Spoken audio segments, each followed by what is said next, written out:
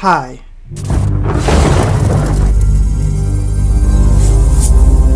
So, you might be wondering what the hell that introduction was about. Usually, when you talk to somebody, or even just making a video, you make eye contact and you speak to them. You don't look down and greet them when it's important. When you're taking an interview for a $1 billion movie, let alone making a $3 video, you want to kinda act proper. So this is Amber Heard taking an interview for Aquaman, and, well, you guys let me know what you think about her knowledge of the movie, the character, and her overall vibes she's giving off. Let's take a look. Hi. Hi, Amber. How are you? I'm doing great. How are you? I'm doing very well. Pleasure to speak with you. Thank you for taking the time. No, I'm happy to.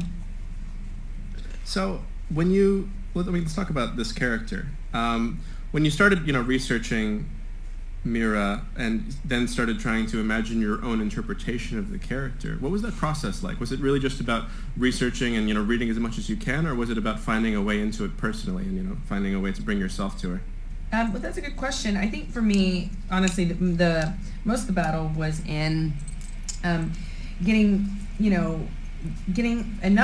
familiar enough with the character to justify participating in the comic book world that I, up until that point, was kind of, admittedly a little ignorant to and unfamiliar with. It's not a world I'm familiar with. So she said it's a world she's ignorant to, she's familiar with, that she's not familiar with. Maybe she misspoke? I don't know, but it's a clear contradiction.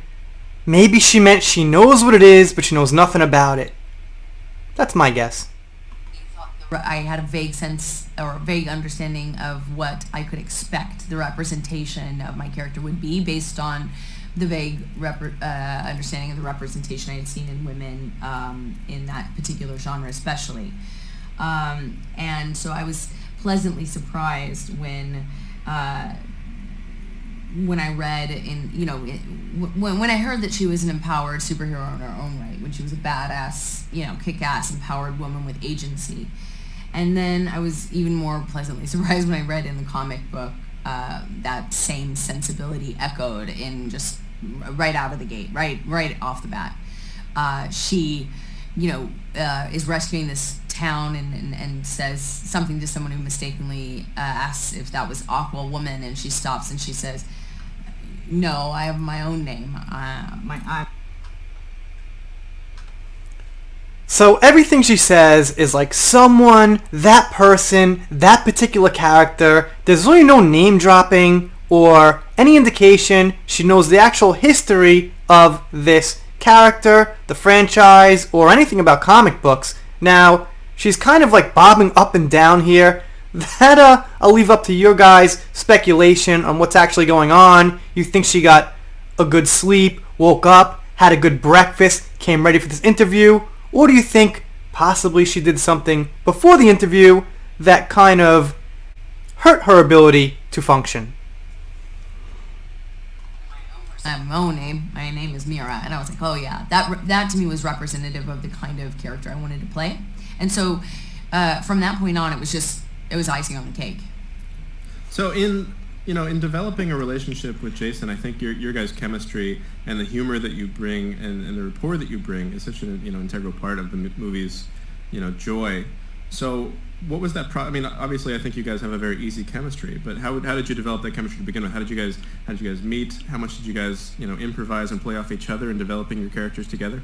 Well, I was lucky to have had time to get to know him when we did Justice League in London, and because even though my heart Justice League, almost forgot that one. Required a lot of training. I was there for a long time, and so we got to know each other, and we became friends. We hit it off instantly. Jason and I are very similar in certain ways. We like similar things. We have a similar taste in music and artistic sensibilities, and we just get along great. We're just like and that's echoed. That same relationship is echoed in the playful banner and dynamic that you see them have in the movie. Mira and Aquaman are like they're kind of they have to earn each other's respect and love. And Jason and I, being as close as we are and friends and buddies, it was very easy. It's a very easy thing. I really lucked out on this co-star.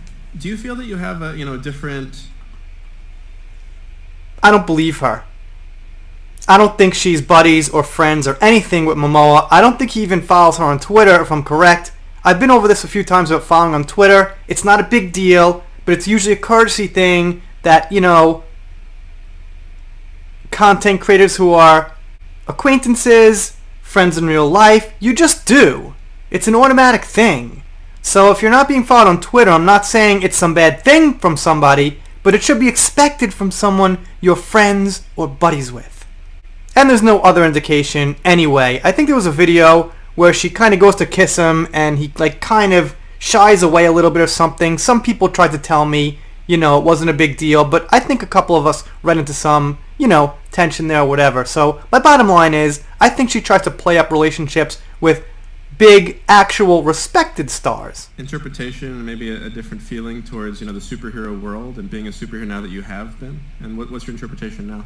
Of course, I'm so excited to be Mira and play Mira and to be a part of Aquaman because it represents a new take on, and it represents a newer generation, a newer demand, or rather a response to demand that I think we've had for a long time and just been largely ignored, to have a fuller, more nuanced, stronger, more complex, and more motivated representation of women in not only superhero movies but in the entertainment industry as a whole. So I feel really proud to be part of it. Awesome. Well, I look forward to the Mira movie as well. So fingers crossed for that. Right? Sequel. Sequel. See what happens with that. Right.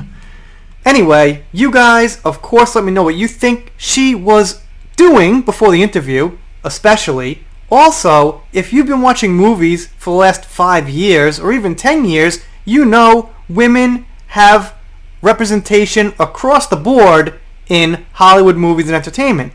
Let's start with Terminator. Big franchise. John Connor moved out for a woman. Pirates of the Caribbean. Looks like they're going to have a female cast. Ghostbusters. Star Wars. We've got Rey now as the lead.